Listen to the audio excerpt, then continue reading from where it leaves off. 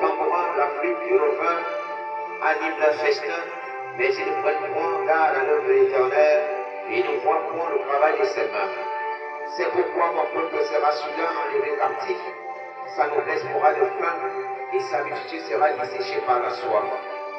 C'est pourquoi le séjour des morts ouvre sa bouche et la vie sa gueule outre mesure, alors descend la magnificence et la richesse des Sion et sa foule bruyante et joyeuse.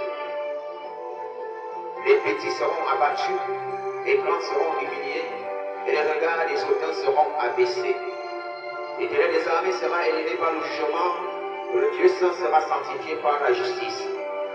Les brebis paîtront comme sur leur pâturage, et les étrangers dévoreront les possessions ruinées des riches. Malheur à ceux qui tirent l'iniquité avec les cordes du vice, et le péché comme avec les traits d'un char, et qui disent qu'il hâte qu'il accélère son œuvre, enfin que nous la voyons. Que le décret du Saint d'Israël arrive et s'exécute enfin que nous le connaissions.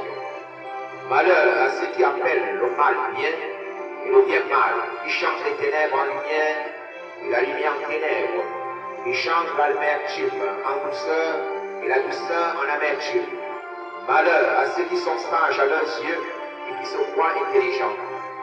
Malheur à ceux qui font de la bravoure pour boire du vin et de la vaillance pour mêler des liqueurs fortes, qui justifient le coupable pour un présent et enlèvent aux innocents leurs droits.